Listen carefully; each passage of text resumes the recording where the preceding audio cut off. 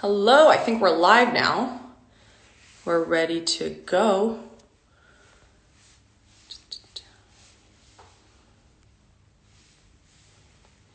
Hello, I see Lucas is joining us. Hello everyone. Thank you for joining us. I see everybody starting to log on here, hop on rather. Today we're going to be talking about spring cleaning when it comes to your finances. So in case you don't know, we're back with a special edition live. I'm Amanda Nastardine. I'm the chapter relations specialist at Advocis. And today we've got a very special session with Naunidh Hunjan, who I see just hopped on. So we're going to get right into it.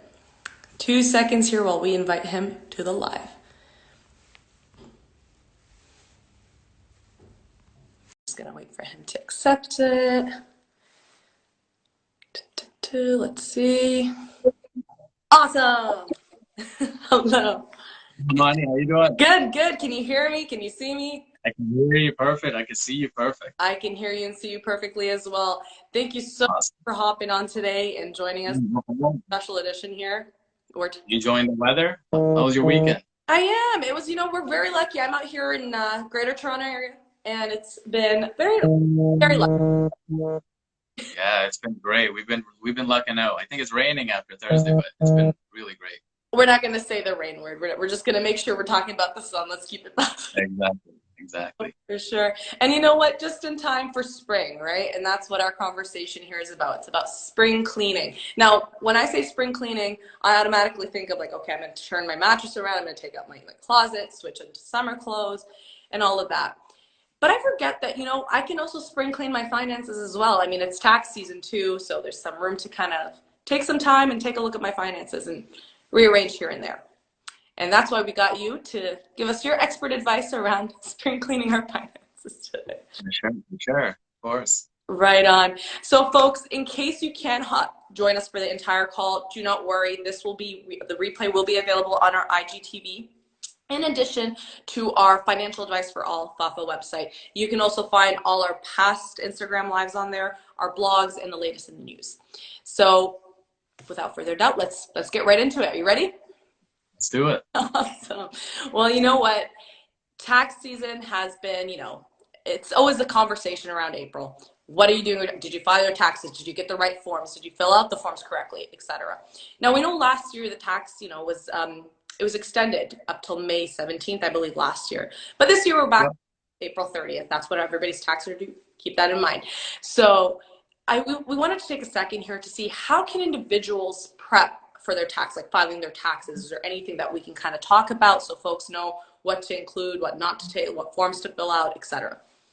Yeah. So even though the theme is like spring cleaning, this should be something that's done on a monthly basis throughout the whole year, right? So one of the first things that a lot of people haven't done yet is to register for a CRA account. Okay. So if you register for a CRA account, you get your T4 slips in there, you get notice of assessments, you get everything there. You don't have to wait for it in the mail anymore. So you get those on the spot whenever you want.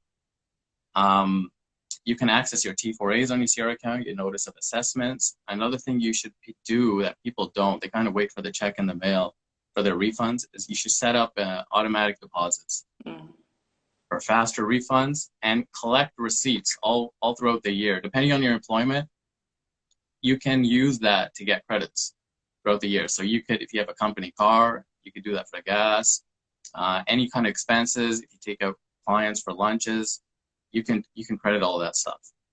If you're a student, you should always keep track of your student loan interest. Because there's a student loan, there's a credit. So you can apply for the credit for whatever interest that you paid before.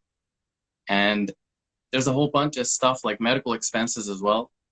You should always keep track of your medical expenses because there's always a medical expense credit that you can apply for. Even if, here's a little common, sometimes misconception, I guess, sometimes I get, if you had no income, do you have to file your taxes? You should always file your taxes. You have to do that on time, even if you have no income, because it could affect the benefits that you're receiving and the credits you're receiving. You should always file them on time, obviously, to avoid any penalties, to avoid any payments in arrears, and do not procrastinate. I know the theme is spring cleaning, but this is something you should be doing every month, right? And we'll be touching on that a little further as well. No, for sure. And I think that's a really good point to make here is the fact that, if you've got your things in order as the year goes on, this really shouldn't or shouldn't be too tedious or, sorry, I think there was an echo there, but we're good. Um, you know, when you come into April, everything should be in order because you're doing this on an ongoing basis. That's a really great point to make. Actually, just a follow-up question for you. In terms of like piling your receipts and having that on hand, do you have a tip or trick? Because sometimes people reach April, they're like, I don't know where I put my receipts. I don't know where I put this. Like, how it's like an organization. Yeah, people should take a. I used to have what I used to do back in the day is I used to staple them all. Every time I go out, I'd staple them. Every time I eat something, I'd staple them. I have a little pouch in my car. I'd put that, or you could also take pictures or scan them whenever you get a chance. Yeah, I think that's a good point here too. Like, when you're scanning them and have a file on your computer, your laptop, or whatever the device you're using, just to have that there. That's a really good point as well. Transitioning into our next question here, we've had, CERB. So the Canadian government has assisted those that have been, whether you're self-employed or employed by someone else, you basically, if you were affected in any measure by COVID-19, you were able to get support from the government through the CERB payments. Now, not many people know this, but the fact that the CERB amounts are actually taxable. Could you give us some information around that, given that, it's tax season and large portion of Canadians receive CERB? Yeah, so there's about 9 million people in Canada that receive CERB. Yeah. So it's 2,000 a month for 4 months. It's about $8,000. So you do have to pay tax on that, and you have to file it. So it'll be taxed at the same rate that your employment and your interest income is taxed at. The deadline is April 30th, and there could be extensions as well. But if you made under $75,000 last year and you received COVID-19 benefits, you can delay the payment for that, any tax owing, with no consequences until April 2022. So people could keep that in mind as well. So the other payments that came after that succeeded the CERB payments, like the Canada Recovery Caregiving Benefit and the Canada Recovery Benefit, those are already pre-taxed. So they deduct the tax before they pay you. So you don't have to file anything for that. But specifically for CERB, like you were saying, you have to file for tax. For CERB. Okay, and just because you gave me a good piece of information here, and I want to just make sure everybody caught that as well. So just correct me if I'm wrong here. If you made less than $75,000 in the previous year and then we're collecting CERB throughout 2020, you can delay those payments until April 2022, so 1 year from now. Exactly, with no consequences. But the key is that people should remember and really listen is you still have to file your taxes. You file your taxes for that, but you just don't, you could defer paying the tax until next year. You still have to file. Still file, but you can defer to. Perfect. So the key here is make sure you file, but don't pay the tax. All right, and file on time. That's what it is too, right? File on time, exactly. File on time. Gotcha. Right on. Well, you know what? Well, since we're talking about, filing your taxes and when you're spring cleaning and your finances, I should say, there are some best practices to follow, some tips when you're kind of organizing yourself for the month of April. And I know, as you mentioned, as long as you're doing it throughout the year, you're going to be golden for April. It'll help you rather for April. Could you basically give some tips, and you're part of your expertise, like maybe 5 tips around organizing your finances? So organizing your finances, I would say, so obviously what we touched on before, but for specific goals, like if somebody has like a goal for savings, there's certain things that you can do. So I think a lot of people are trying to save as much as they can now, right? Because of the dire situation, I guess the whole world is in, especially because of these lockdowns, because, our hearts and prayers go out to all those people who've lost their jobs, who have lost loved ones, even from the illness, and especially, their businesses too. There's a lot of businesses that I know personally, that have been in business for about 10, 15 years. And just because of 1 or 2 months of no income, because of the lockdowns and the government situation, they were put out of business, right? Permanently. Some people came back, some people, they got the loan and everything, but there were a lot of businesses that weren't able to come back at all. And they had to completely shut down, losing a lot of money. So in that same theme of saving, let's say you set a goal for $3,500. You want to save $3,500 in the next 12 months. So one of the pre-steps I would say is to set the goal. right? Like, this is what you want to do. I think a lot of people fail to do that. They just say, I want to save money. I want to make this much next year. But they don't put a number, and you got to write it down, put it somewhere, put it away, hang it on the wall, stick it on your fridge, do something, right? So when you set that goal, it's you always see it, you're always thinking about it, and you wrote it down. The first step would be to break the goal down into like little bits and chunks. If you hit, just psychologically, if you're saying for somebody who's making, a relatively lower income, like $20,000 or $30,000, to save $3,500, it seems completely undoable. Like, you can't. It seems like a lot. $3,500 is a lot of money, but if you break it down into chunks and pieces, meaning if it's $3,500 in 12 months, that means you have to save $292 per month. If you break it down further, it's $70 a week, right? Which takes me to step 2. So first you break it down into daily or weekly. I would say weekly is good. And when you break it down, when you go to step 2, you decide how you want to deal with that. So if you want to deal with the first chunk monthly, this is the things you have to do. But if you break it down to $70 seems reasonable for everybody. There's a lot of things that certain people can do. You can bag your own lunch. You'll save probably $20 there. You could skip the dishes, delete your DoorDash, delete your Uber Eats, delete all that stuff. Because it's been nuts because of the convenience of all these things. It's been making people spend a lot of money, especially since they're home. They do a lot of like love me gifts because, you worked hard your whole life, you're off work, you might as well get this for yourself, but you got to refrain from doing that. And you got to stop yourself from all those little temptations. So delete those apps and then drive to the store, walk to the store, or bike it. It's nice weather now. You could cancel some utility bills. You can call your auto insurance. They have a lot of credits for people that are home or stricken by COVID. You can call up Intact, Aviva, whoever you're with, and they all have COVID relief programs. So they'll give you back some money. And depending on the carrier, they can give you back a month's premium. They can give you $100 per month for a couple of months. It totally depends. You could also, if you're not using a lot of data on your phone, I know cell phone plans are crazy expensive these days. They're like $100, $150 a month, right? Especially if you're financing a phone. So call them up, bring your data down, do something else, trade in a phone. Like, there's so many little things, but like, what if we didn't break it? If we go back to step 1, breaking it down into chunks. We didn't break it down to that $70 per week chunk. You wouldn't be doing these little things. You would just have that big $3,500 number at the end of the year, and you wouldn't be able to hit it, right? So making it more realistic and doing that. So step 3 would be just reducing your expenses. Sometimes it's just not enough.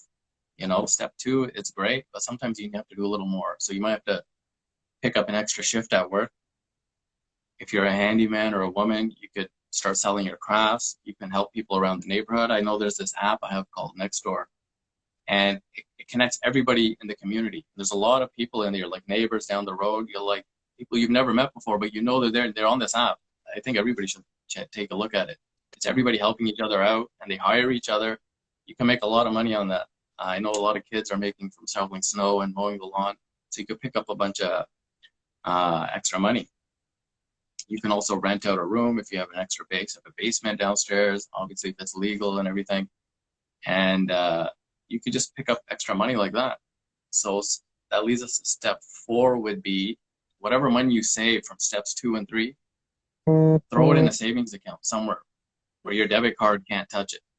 So if you're in a store, just keep using your checking account or your Visa cards, whatever you do. But that savings that you're doing from step 2 of utility bills or picking up an extra shift, throw that separately into a savings account where your debit card can't get to it, you can't get to it. Make sure it's just aside, right? It should be untouchable money.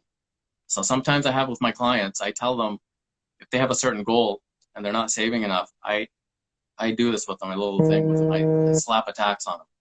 I tell them I'm going to tax you 15%. And they say, what do you mean? I say, if the government came out with a new tax for 15%, you would bitch, you would moan, you'd complain, you'd be at the dinner table yelling with your brothers and sisters. But guess what? At the end of the day, you would sign that check and you would end up paying them. So I'm going to tax you 15%. For 3 months, let's see how you do. So after 3 months, he comes back and he says, yeah, you know what? I put the money aside and it's good. And then we up it slowly up till I try to get them to 40% is ideal if you really want to save a lot of money. So we go through these steps, this 2 and the 3, cutting down your bills, your other nonsense expenses you don't need. And then, number 5 would be avoid those friends, like avoid like high spenders. I know they're your friends, but your family and your bank account is a bigger friend, because that's the only one that's going to get through your bill, that's going to pay your taxes, that's going to be everything. So if you do have a group of friends that, spend a lot of money when they go out, it happens all the time. You kind of get, you get into it, the group mentality, and you end up spending a lot of money, and you come back and you see your bill. I shouldn't have went out that night, whatever. Avoid those people. I know we're avoiding everybody now, but when this opens up, try to keep trying to, avoid them. And also those apps, skip the dishes, Uber Eats, DoorDash, get rid of all of them. Start making your food at home. I have a garden in my backyard. We garden. My wife, we have a bunch of tomatoes, onions, like every kind of vegetable. We got a big garden made, and we actually cook with it. And it's really nice. Very nice. And just put your money away. Like, hard to get money. Make sure you can't touch it. Make sure you never will. That's actually really good. There was a lot to take away there. That's a lot of great information. I want to just kind of do a bit of a recap, because I was sensing a bit of a theme there, and I feel like the theme is about your lifestyle. Kind of calibrating your expenses back to what your lifestyle is. Before, for example, for me, I used to have to drive to the trade, and from there. Now, the fact that I'm at home, it's a great tip to know that, hey, call up my auto insurance provider. Say, yeah, my lifestyle's kind of changed. I'm no longer commuting. Why am I still paying the exact same amount? So that's a great way to do it, especially data. Because I don't know if, for other people, but I've been using the Wi-Fi at home. So my data isn't as heavily used. So maybe I could right now afford to reduce my plan. They are pretty expensive, but that's still $5 a month, $10 a month, whatever the difference is. If you know your neighbor's Wi-Fi, just use that. Yeah, one of my neighbors actually has not your Wi-Fi as their Wi-Fi. But honestly, these are really, really solid tips, especially if you can set the intention, set your goal at the start of it, have that solid golden number that you want to reach, put that in front of you. Like that's basically what I do with my, tasks. I like to put them on a sticky note so they're in front of me and I know what I'm going to do. If I could do that for my goals and see them every day in the morning before I go to sleep, I could probably actualize them a lot faster. And another one, yeah. And I was just going to say, removing the temptations, whether it's the apps that, provide you super and easy accessible, food right straight to your door, or Amazon straight to your door overnight. But if we can kind of reduce those temptations, they do add up. You get into the habit, you just form it. If you avoid those things, I know in the beginning, you shouldn't have to force yourself, but it's good. Force yourself, because it becomes a habit. It's called, like in science, they call it neuroplasticity. So if you keep doing it, you're going to end up keep doing it. Like we're doing it during the COVID situation. Once we're out of COVID, you'll probably keep doing it. You'll probably keep avoiding going out every night. There's so many things. So another thing I would do is, just last month, I think everybody should do it. Everybody's listening. Just go from March 1st to March 30th and just add up every penny of income that came and everything that came out. Split up your food, utility bills, everything, and just look. You'll be so surprised how much you're spending. Mm-hmm. It'll be so easy to avoid spending all that, especially if you do these first few tips that we talked about.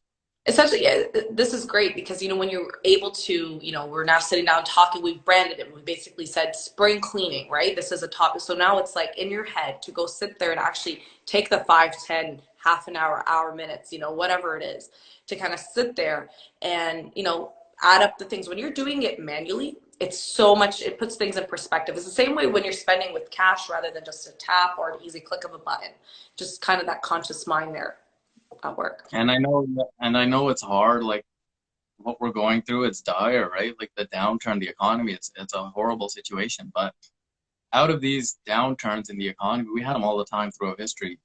The Great Depression, after 9/11, like even in the late 80s, early 90s.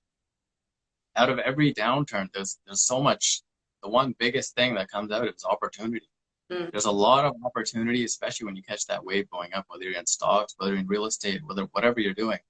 I remember when the recession happened in the early 90s, we went bankrupt, right? And my dad was in a different profession.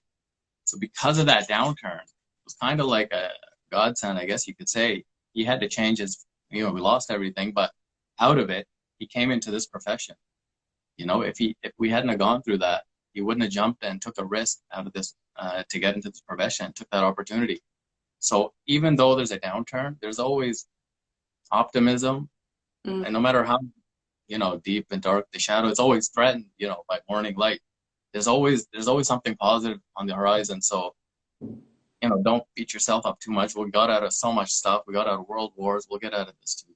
Yeah. Those are good reminders too, because again, this is a collective experience. It's not just one person, it's everybody. We're all in this kind of together, and these kind of conversations are relevant to everyone to hear us, of course. So very important. I did want to go back real quickly because in case anybody just joined us and didn't get to hear it or missed it, the tax yourself. I really, really like that idea. It's like if the government's going to tax you 15%, you're going to have to pay it. Why not tell yourself, I'm going to tax myself 15%, and that 15% I'm going to put in my savings. That's money I'm, automatically putting onto myself and setting aside to whether, I'm saving up for a house or I'm saving up for a car, whatever I am saving up for.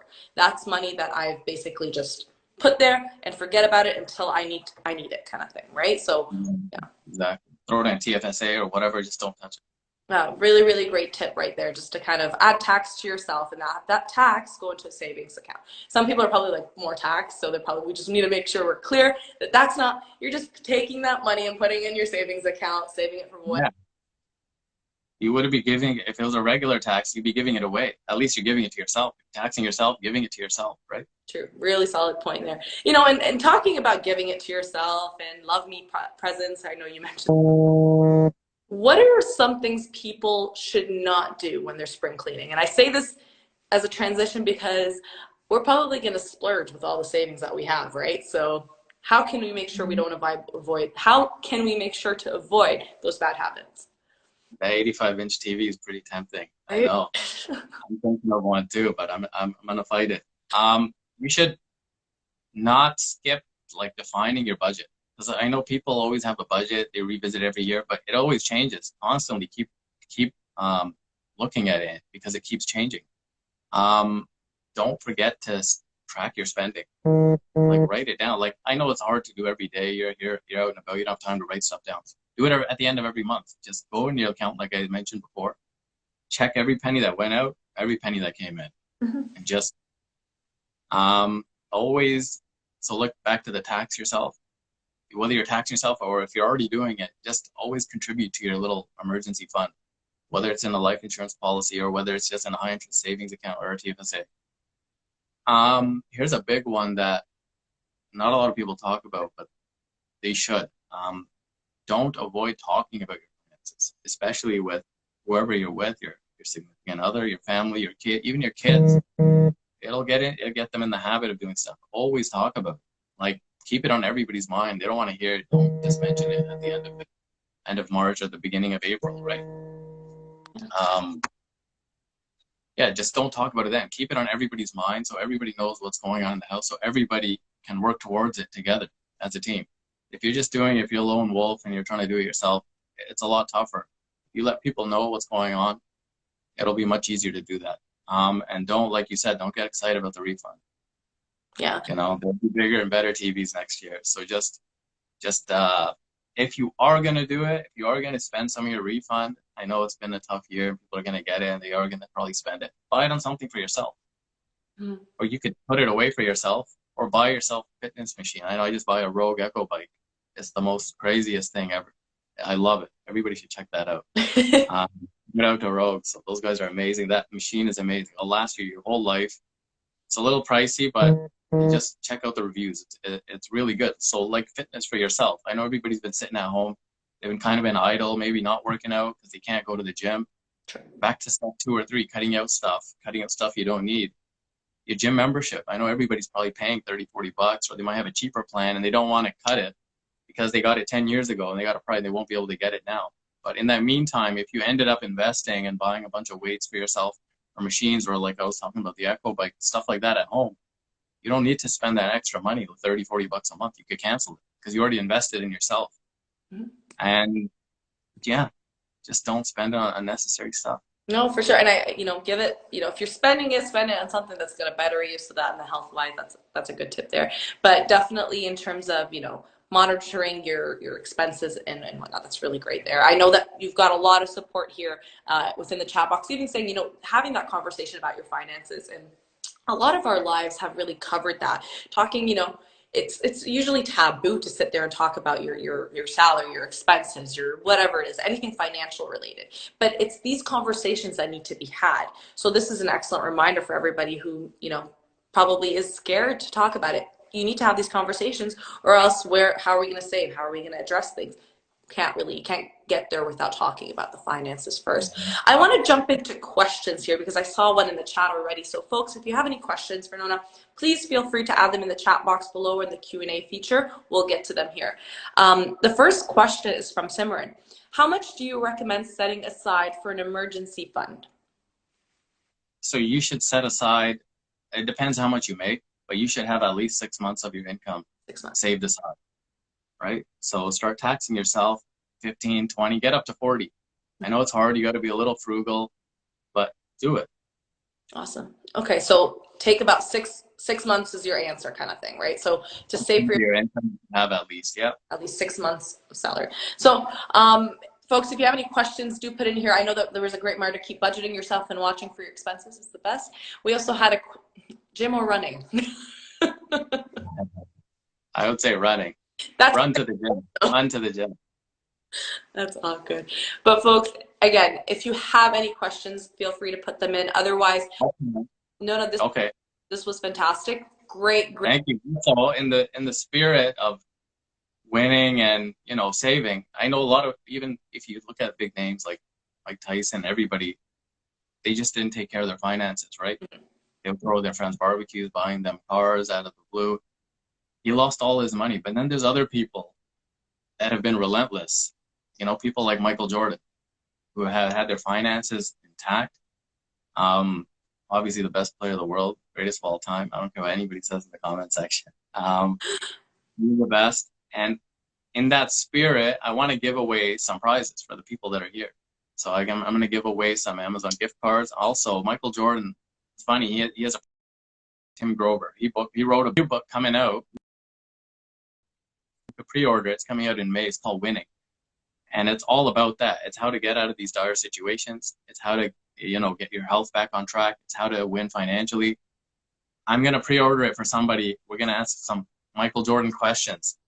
Okay, so. Okay, all right. No one is changing up the game, so let's go. So here's a question. What was Michael Jordan's number when he came back from his first retirement? I'm not allowed to answer, am I? So I'm gonna no. quiet. First person to type it into the chat box. Michael Jordan's number when he came back from his first retirement. She got it. Andrew. Okay. Well, you gotta keep track. You gotta keep track, Amani. Yeah, we got it. Andrew's there. Andrew's getting the book. 45. Okay. Everybody's writing 45, right? But Andrew was the first one. We saw that. Andrew was the first. She can only win one. So that's it. What was Michael Jordan's number on the Olympic Dream Team? Let's see. 42. So the question is, what was Michael Jordan's number on the Olympic team? That was like the all-star team. Yeah.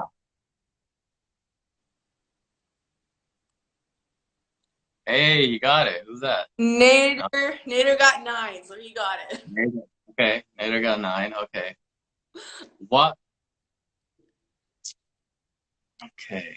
Okay, so we got Andrew and Nader, and everybody's starting to write 9 now. What's the other question?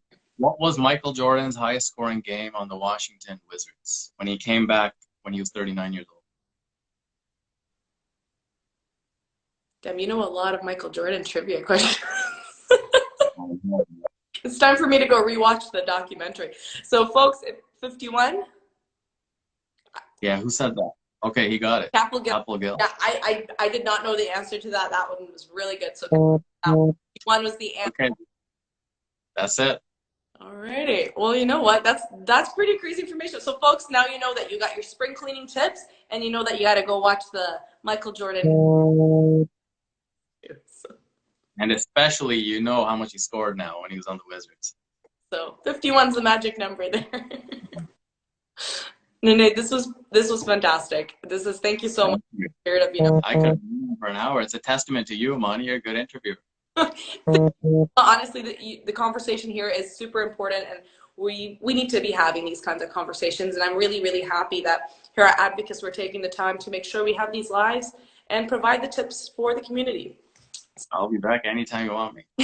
For sure. And folks, I hope you enjoyed it. That was a really, really great wrap up to the entire live, and thank you so much for that.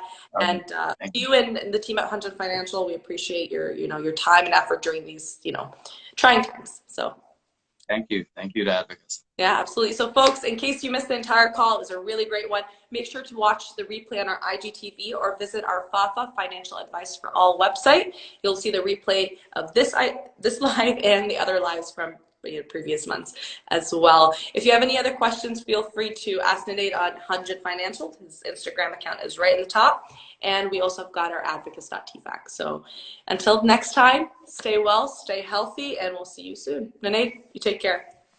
Thank you. Cheers. Cheers. Bye.